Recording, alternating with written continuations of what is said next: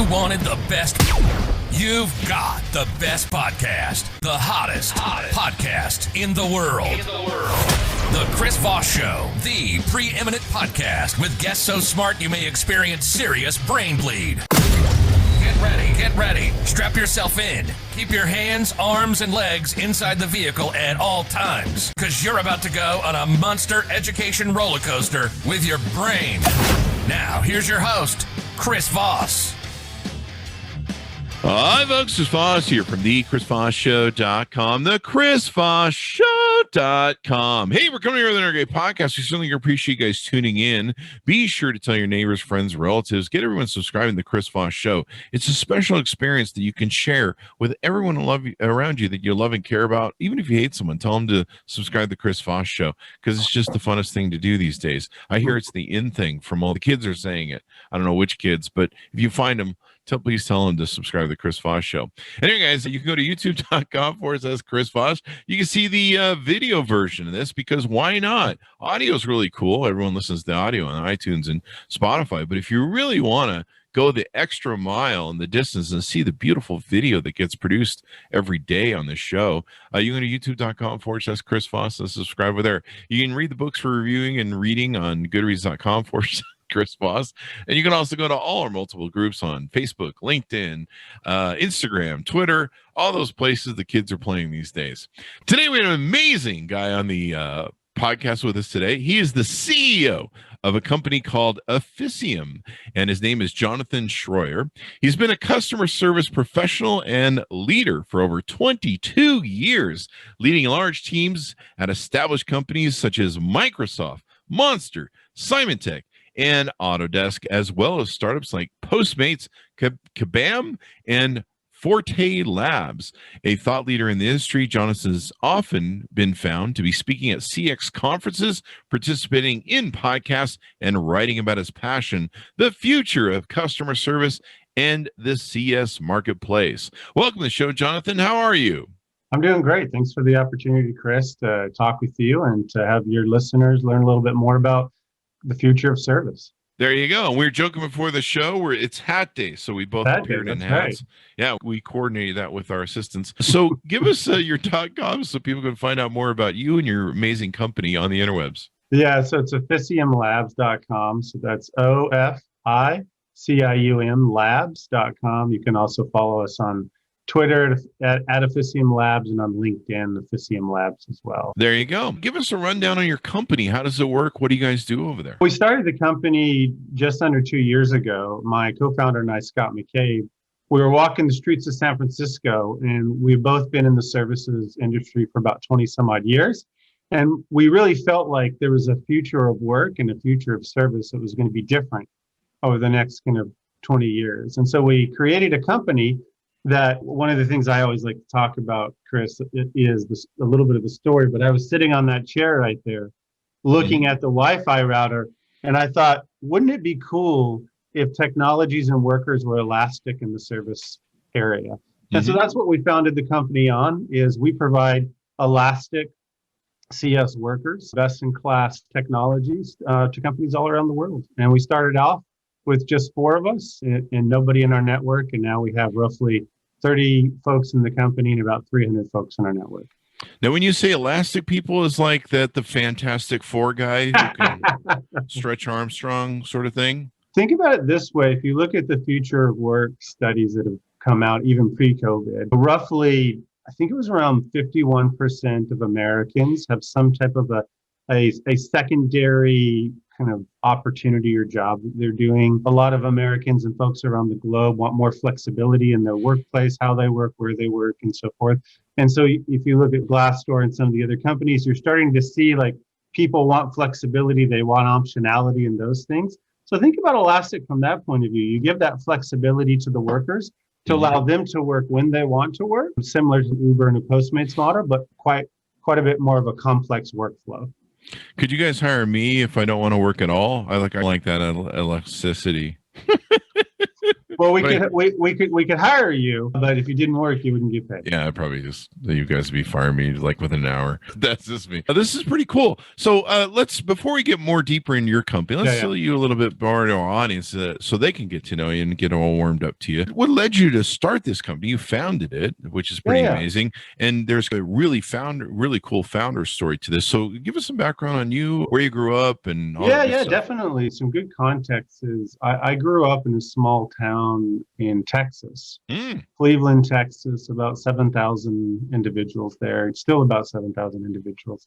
And when I graduated high school and was thinking about university and what is my career going to be, it was apparent to me that unless I chose certain kind of career paths, maybe teaching, or if I was going to become a doctor or a dentist, I probably wasn't going to be able to come back to my hometown and live after my university, because the tech jobs and the things that I was interested in, they just weren't there. And so as I went through my kind of 15, 20 years in the tech industry, what I found is I kept bouncing from tech hub to tech hub. They're great places. I lived in Seattle. I lived in London, Boston, San Francisco. I lived in India and Bangalore. Just a lot of really great tech hub places where everybody goes to get the tech jobs. And what I thought about as Scott and I were walking through San Francisco is how do we bring those same opportunities to people that live in rural communities or smaller cities that are still great cities but aren't tech. And so that was one kind of component, like the future of work. The second component is how do you help move economies, so move the money from tech hubs to local communities. And the third one was the future of service. How do you create profit center service organizations? Because a lot of companies look at customer service as a cost center. In actuality, if you run it in the right way, you can create a profit. So we looked at those three things and we thought, hey, let's go start this innovative startup. Let's experiment and see what happens. So I talked to a good friend of mine at Forte Labs, Kevin Chu, an amazing founder. And he was so kind enough to give us a loan of about $150,000 to try this out and to experiment. And what we found is in the last 21 months, I did a post recently about this, but in the last 21 months, we went from that $150,000 loan with this idea of decentralized work, decentralized economies, decentralized value and ROI and CX to $9 million in 21 months. So we've just grown exponentially. We've identified that the market is really interested in this way of thinking. Yeah, but have you paid him back yet? No, I'm just kidding. $9 million, dude. 150,000 investment to $9 million in less than 2 years. That's extraordinary. That's awesome. Yeah, we've been grateful for not only Kevin's vision and believing in us, and Forte Labs and Rally who believed in us, as well as the early client adopters. Many of our early clients took a chance on a small company, and we showed great value for them, and that's been fruitful for them, but also for us as a company. There you go. I think this is really brilliant because you guys are approaching it some different ways. Now, you guys are basically, it seems like you're remodeling maybe different aspects of workers that you guys can offer to companies, or how are you repatching? Let me just let you lay the foundation for some of the different aspects of what you guys do and how you guys are approaching the future of work. Yeah, for sure. We have three main product lines. The first one we call Connect. And you could think of this as the Uber of customer service. That's what a lot of people like to call it. Oh, wow. But it's higher quality workers than what you might consider for an Uber driver and so forth. Basically, you have these best-in-class customer service workers, technical support workers that want to have a flexible staff, want to work from home, and want to be able to do some work for a cool brand. And so they come and they work with us, and we have cool brands, and they can pick when and where they want to work. They get to do some cool things with cool brands. And it's really super flexible for them. For us, it's great because we can plug and play them based on where the customer or client demand is. And for clients, it's great because clients only pay for exactly what they use. They don't overpay, which is what happens today with a lot of BPOs, is you overpay by 20 or 30% because you can't match the supply and the demand. So we do that in the Connect space. The second product line we have is Transform. And this is where we go in and we have kind of a trademark, service stack, and patent pending framework where we can do assessments on companies and help them understand how they can go from a cost center to a profit center based service organization, where their gaps are, where they're best in class, and then help them transform to that. And then our third product line is our SaaS solution, which is our Innovate line. where we have product solutions like our workforce management tool, Spreadsheet Scheduler, where we sell those to startups, mid-level companies, and enterprise companies to use those. So those are the kind of the three approaches. But what that means, Chris, just in a nutshell, is that we have an end-to-end view of the entire customer experience with the service stack solution. So some companies use us for everything. They're just like, hey, we don't want to have anything to do with it. You go and take care of it, plug into us. And other companies will use different parts of the service stack, which those three product lines sit inside a triangle on the website. Oh, wow. Yeah. That's pretty cool. Do a lot of these workers that are flexible, are they usually part-time, full-time, or they just want different hours? Do they work remotely? Some are part-time, some are full-time. What you find is generally, you'll find there's a bunch of college students that want to make some extra bucks, and they have innovative technology backgrounds, and they're interested in gaming or whatever product we have. You'll find house husbands or housewives that they've been doing it for a while. They had a career before, and they want to keep doing something, but part-time on the side. Oftentimes military wives come into this play, especially if they're international. You'll also find folks that have been in the industry for long periods of time and just want to do something more flexibly. Like in our transform space, we usually have our average tenure in that space is like 15, 20 years. So you'll find folks like that, but it's across the gamut. And then unfortunately, because COVID's hit a lot of people, you'll also find people that are looking for extra income because they've lost their job. And our network, as well as other networks like ours, will give them the opportunity to earn some money. That's pretty awesome, especially with what's gone on with COVID. Do most of these workers work remotely, or do you offer 100%. They work remotely. They usually work from their house. They could choose to work from a coffee shop. They could choose to work from the park. As long as it's a secure internet connection, they can choose to work from wherever they are. And we have a security system set up for all the workers to ensure that they're completely secure with the information for our clients and whatnot. Oh, wow. That's pretty awesome. I've worked from home since 2004. I can work anywhere in the world as long as I have Wi-Fi, and I don't have to have Wi-Fi 24. So you're an early adopter from the work from home? Definitely an early adopter. I like to work from home. I ran the big brick and mortar companies and stuff back in the day. And yeah, I like working from home. When the coronavirus came and everyone's, I'm working. I'm like, I've been here forever. That's a good point, though. It does take a certain profile. And what we have found is there's some folks that are really successful working from home, and there's some folks that it's not the right fit. So I imagine kind of post-COVID, as you think about the future of work, we'll probably see a hybrid come back, but we'll see a lot more people that are going to be interested in the benefits of working from home. As long as we're on that topic, let's talk about what your vision is for the future of work, because I'm starting to see some of the people we've had on the show with CNN and different stuff, they're being dragged back in the office and different things. What do you see is going to happen? It's interesting. I think what we'll see initially as the vaccine kind of is accepted and things become much more safe, we'll see a rubber band snap. So there'll be some companies that have already stated like, oh, my employees can do whatever they want. I think Google and other companies, Facebook. Microsoft and other tech companies have done that. There'll probably be some companies in certain industries say, hey, you have to come back in the office. Maybe in the legal industry, obviously healthcare, it's hard to work from home. Healthcare, although telehealth is starting to be an exploding industry. So there'll probably be an initial snapback. And then there'll start to be companies that start to pop up that enable remote work more and more. And as those, whether they're security companies, whether they're technology companies, service companies, whatever they are, these companies are going to create tools and capabilities where CEOs like me are going to feel more comfortable. Oh, it's okay for my information, for my customers' information, and for this job to be done remotely. So then we might start to see a slow migration. But I think there's always going to be key roles that have to be in person at some level. Like telehealth is a great example. So I do a lot of my doctor visits now telehealth, but there are some times like the doctor has to check out your ear, check out your throat, or there has to be some type of a test that you can't do remotely. So there's definitely going to be some jobs that have to be done in person. But I would guess if you and I were talking in 10 years, maybe we're 60, 70% remote. Wow. That's pretty amazing. I think One thing I've been thinking about, and I'm curious your thoughts on this, is some worker resistance to coming back in the office. And they may be more interested in turning to companies like yours That's as right. opposed to the boss who goes, you got to get your butt in here and start working 40 hours a week. And you got to start doing that drive thing for, if you're in California, that's 2 hours each way. And there might be a lot of workers that are going to be like, maybe I should look around for some jobs that I can work from home. And I think that's a normal question to ask, right? Because I think it's probably going to happen. I don't know the scale that it happens because a lot of companies have great benefits and they have other things that keep workers there. And if you look at like the number one reason why people leave jobs, it's they don't leave jobs, they leave bosses. And so when you look at it, you may start to see like worker flexibility start to move up the chain on why people leave companies.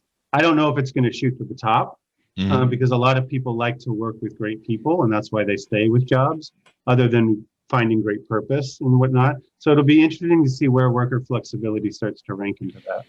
I think the hardest part for most employees that aren't used to living the way I do, of course, I'd have that problem too if I went in the office. I'd show up one day in my robe, my underwear with my coffee, and I'm like, we're supposed to work. Wait, there's a dress code here?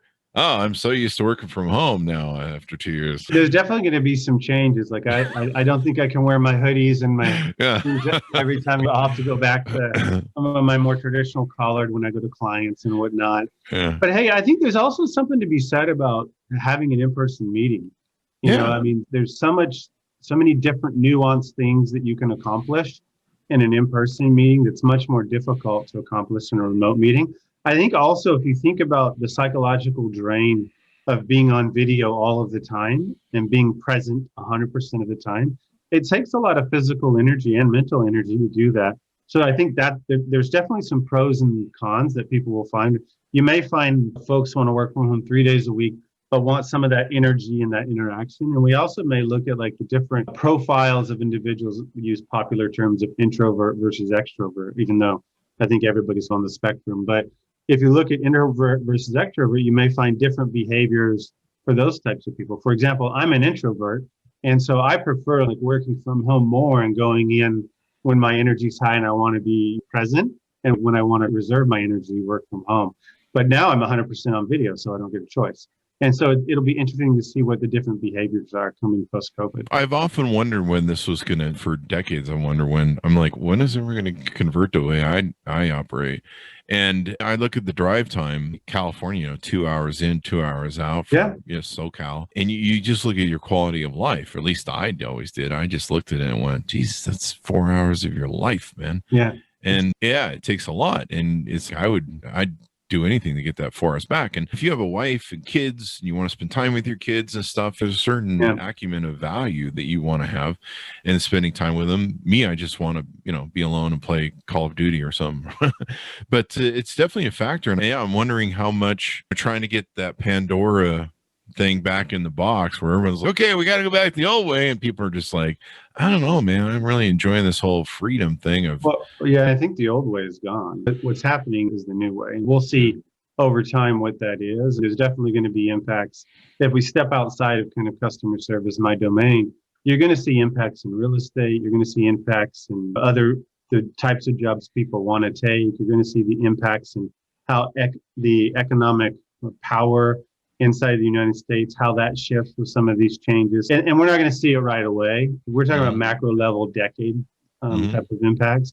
But I think it's going to be interesting to watch to see how those kind of happen, as well as what new companies come up to take advantage of this new world that we're in, and not only take advantage, but service this new world to help human beings get more purpose and meaning out of life, get more enjoyment and pleasure out of the products that they choose to buy. So I'm really interested in your second product in helping people turn their customer service into cost. A lot of people treat this like a stupid stepchild, and it really makes me angry because I grew up in the era where Tom Peters was writing In Search of Excellence, and there was this huge customer service push, and the great stories like Nordstrom taking a tire on a return or something. And it just seems like nobody just gives a flying F anymore with customer service, or at least it feels that way sometimes. Yeah, I mean, I think what's interesting, Chris, is that for years, I've always felt that, and I think most service leaders that you'll talk to will say, hey, we've always felt like the executive teams don't fully understand the value that sits in the services area. Or if they do, because of the changes that happen at the top, that mentality is short-lived. And so one of the reasons I started Officium is that I wanted to create a framework with a service stack that would allow service leaders the ability to be able to talk in the language of executive teams and drive value. So there's a couple customers, that we have where we've gone in and we've done that service assessment under the transform area that we talked about, the second piece. And we've identified gaps. We've identified what they're doing really well. But most importantly, and this is really important, we connected their data sets. So their data structures of what's happening in customer service with what's happening in the rest of their enterprise. And by connecting that data set, you can then correlate value. Wow. And then once you can correlate value, you can then demonstrate ROI. And then once you demonstrate ROI, you start to show how customer service isn't a cost center. It either protects revenue or it generates revenue, depending on how you invest in it. And we've got a number of customers that have protected millions of dollars in revenue because of best-in-class customer service, leveraging our service stack transform solution. And that's really the future. And really, it's any company now. We've done a lot in gaming. We're a little bit in kind of the telehealth space, a little bit in logistics delivery, grocery delivery, that kind of stuff. But any company that has a digital footprint, it has the ability to assess themselves, see what they need to do to become a profit center focused organization, and then do it. And they can talk in the language that the exec team have, so they can have a seat at that table and be a differentiator. There's a number of the companies we work with where in the past they were customer service was an afterthought. Now they're actually sitting at the executive table right next to the product leader, right next to the engineering leader, and help make key strategic decisions to drive lifetime value and revenue growth for the company. So it's pretty amazing. Yeah.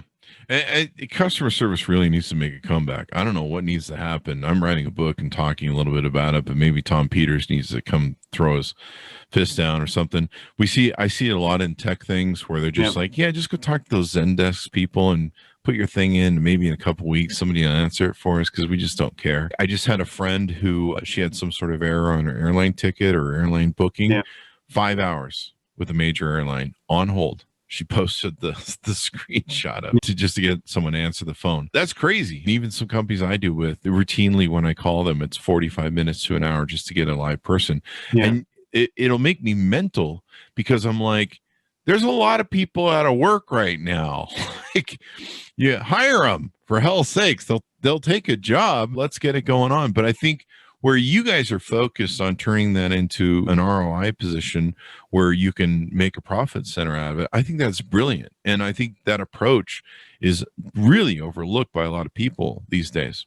Yeah, and I think you hit on a couple points. So if you look at why does a customer repurchase your product, whatever it is, whether it's a service or an actual product, it's three main things in my opinion when you send in a response. It's what's the timeliness of you getting back to that customer.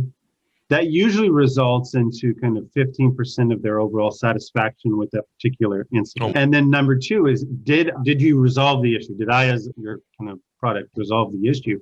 And that's the other 85%. So if you respond in a timely fashion and you resolve the issue for that particular incident, you get brand equity, right?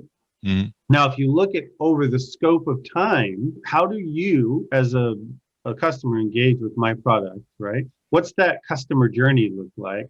Did I fail you in other places, even though I was good to you in that one place?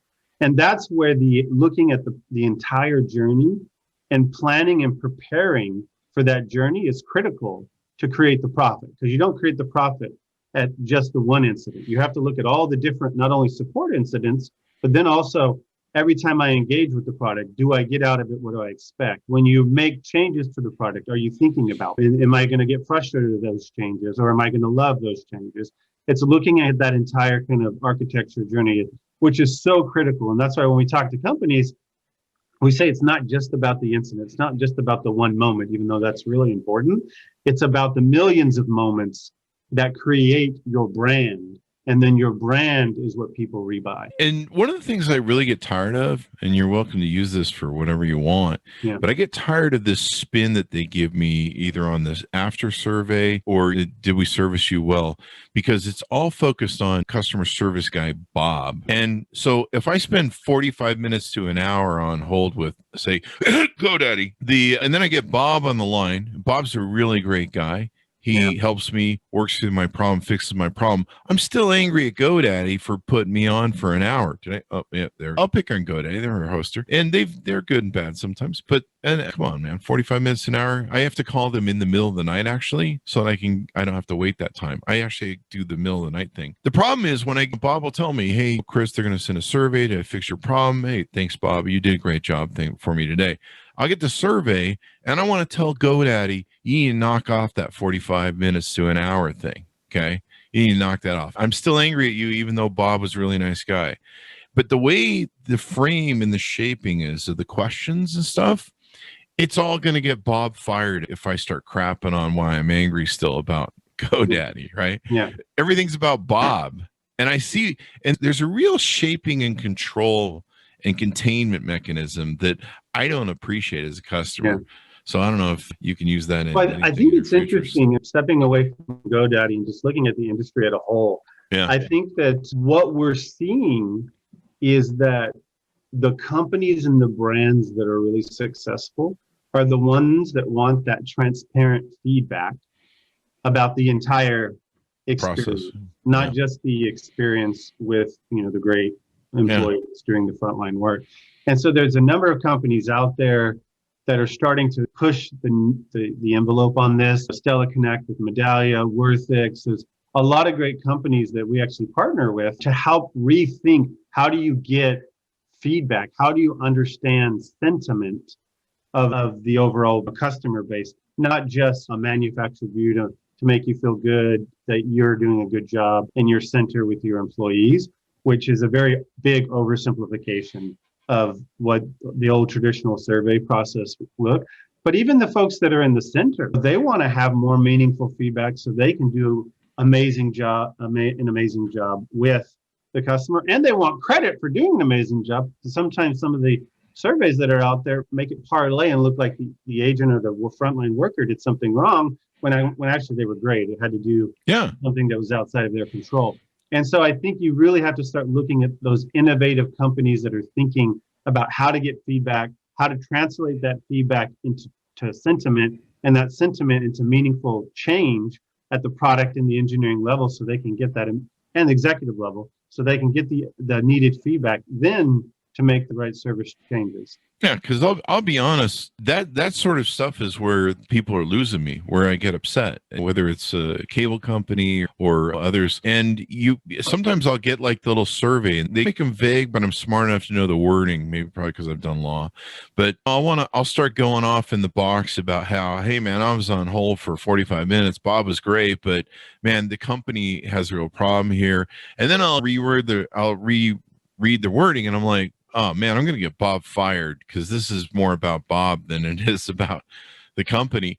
And they're really missing an opportunity to identify how they could do better. And then maybe I wouldn't be so mad at Bob when poor Bob gets on the line. I'm like, I mean, that's the crux of one of the things that the service stack solves, is looking at that kind of end-to-end view and helping companies see in the player journey, you're accidentally cutting off your nose in spite of your face, right? There you go. You're not doing intentionally, because I don't think anybody intentionally is trying to, frustrate customers so they don't rebuy their product. In this location, in the journey, in that location, you're doing a good job, but in this location, you're causing yourself some challenges. Mm-hmm. And that's what the future of service is like revolutionizing and disrupting that and looking at it differently. There you go. We talked about decentralization, or wanted to talk about decentralization and how you guys are using that. Yeah, we use it in a couple ways. So I think one way that we love decentralization is you can either call it decentralization or distribution of workforce, the decentralization all over the globe of the workforce. We're also a big believer in the blockchain. So Forte Labs and Rally.io, which are our very close friends. They're building awesome and amazing kind of blockchain and crypto capabilities If you haven't looked at them, you should definitely look at them. And so since we're such a big believer in blockchain and crypto, we do have one client where we accept cryptocurrency as the payment mechanism. And we think about where is the future of that going? We don't know. We believe that probably in the next 5 to 10 years, some of normal kind of mainstay banks are going to start backing crypto and so forth, in the sense that it'll start to be used in a valuable way. You can think of one use case. We don't particularly use this use case because we're not in these countries. But in some countries that have high inflation rates and they cross the border and the inflation rates are more stable, the currency exchange rates are so different. It's hard for somebody to purchase back and forth, whereas a crypto rate is pretty static across both of those, right? So it stabilizes that in some of those countries. That could be a future use. It's probably outside of services, but that could be a future use of how a crypto can be used from an economic standpoint. But I think in general, we think there's a huge, in gaming specifically, there's a huge opportunity to think about crypto and the blockchain. And there's great companies that are thinking about that and in doing cool things with that. And then we think there's, in the future of payments, we don't know how far in the future, 5 or 10 years, there's probably a worker payment system that includes cryptocurrency and so forth. So we're dreaming about those stages. Right now, we're beta testing, getting paid in crypto, and we love crypto companies and what they're doing. Yeah, might be interesting. I know PayPal's just went to crypto. You can pay in crypto and accept money in crypto. And then I don't know if this was a stunt that KFC did, but they said they would take payment for Dogecoin, whatever. I don't know if that's a stunt, but I know it was tweeted out by them. That's interesting. It makes me wonder sometimes what's in their chicken at that point if they're accepting Dogecoin.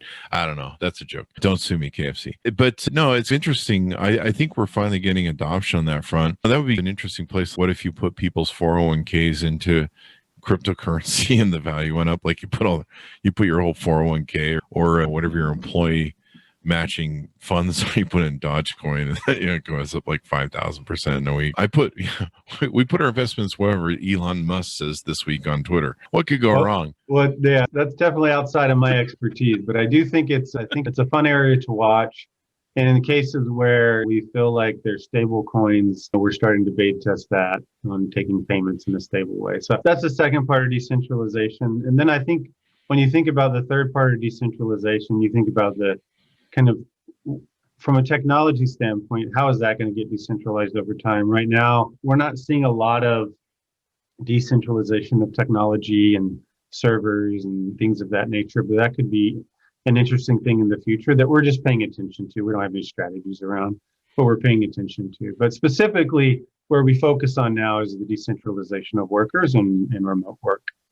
So what have we talked about with your services covered or dug more in depth with? I think when you look at it, we've done some pretty good deep diving here, but I think the biggest thing is people want to be engaged where they are. So whether it's a phone call, whether it's an email, a chat, Instagram, Facebook, Twitter, wherever they're at, they want you to support them and help them in that. So I think that's one future trend that most companies that are, getting it are starting to move towards. I think another one is for products that are apps, whether they're entertainment apps, whether they're games, other things, people want to stay inside the app to get support. So you'll see a lot of CRM companies that will start to transition to in-app support because, again, you're meeting the customer where they're exactly at. I think that's the second piece. I think the third piece is when you think about your brand and you think about the future of your brand, you have to think about it at the micro moment level. You can no longer just hope that the product works good and your customer service is okay, and they're going to rebrand, because millennial and Gen Z consumers are making decisions about how they feel about the brand at the moment. Mm-hmm. It's not, and maybe some Gen Zs and millennials are making several micro moment decisions, right?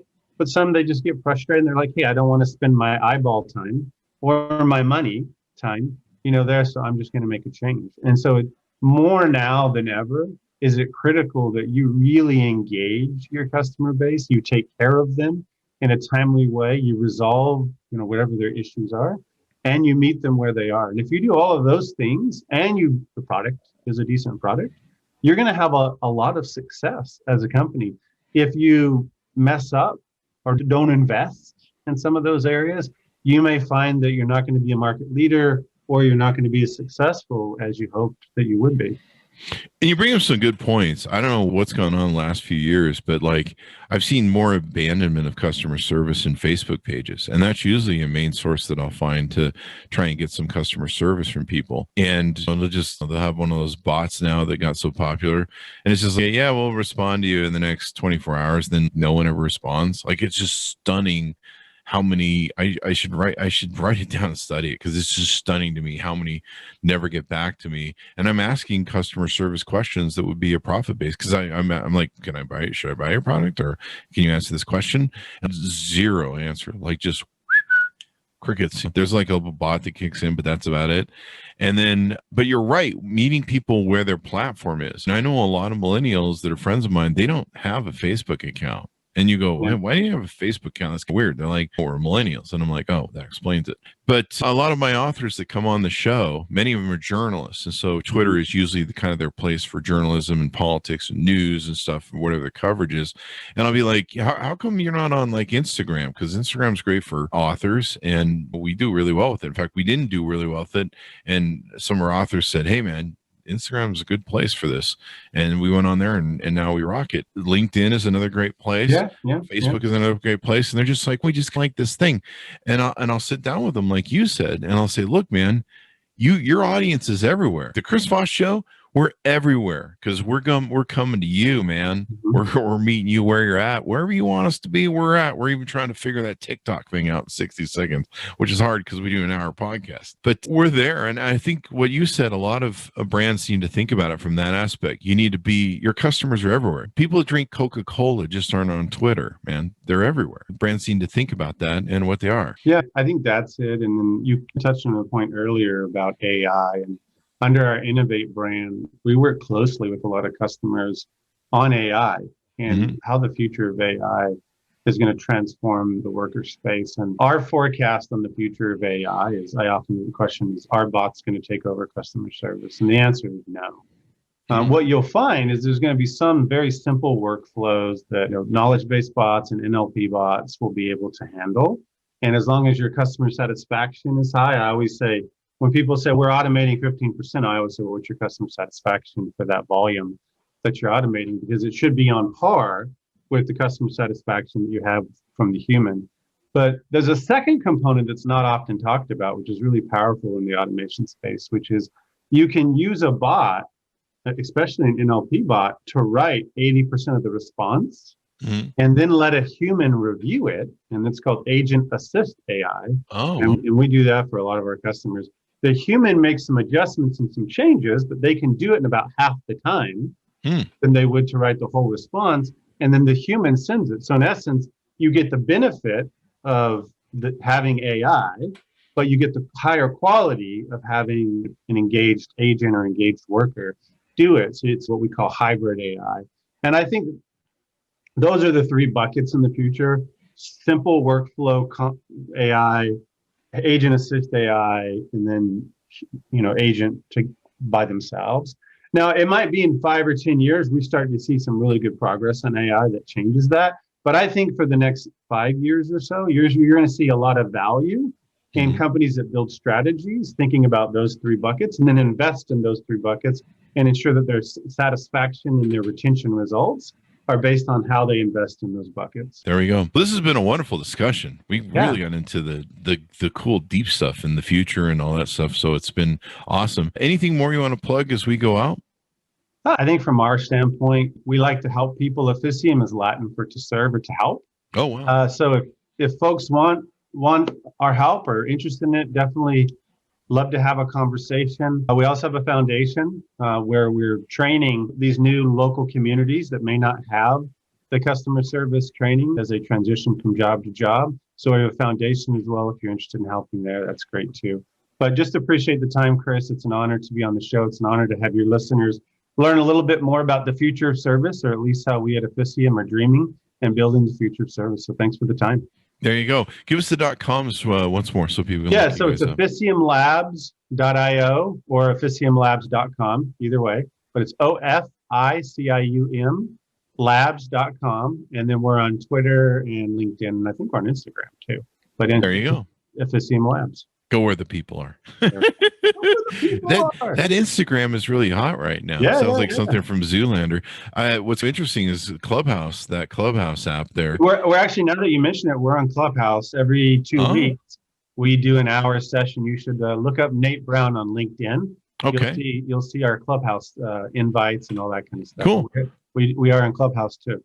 What's funny is they've really helped my Instagram just explode. Yeah, of course. And the podcast, LinkedIn, it's crazy and stuff. So it was an honor to have you on as well. Thank you very much. And great story, man. Just continued success. So thank you very much for spending some time with us today. Yeah, thank you. There you go. Guys, check it out and go to youtube.com/Chris Voss. See the video version of this. Go to goodreads.com/Chris Voss. You can see us because we're everywhere, as we mentioned before. Instagram, Facebook, LinkedIn. There's even a MySpace account, I'm sure, that's still up somewhere. And you can see all the groups on Facebook and all that sort of good stuff, and on Clubhouse. So thanks so much for tuning in. Stay safe, and we'll see you guys next time.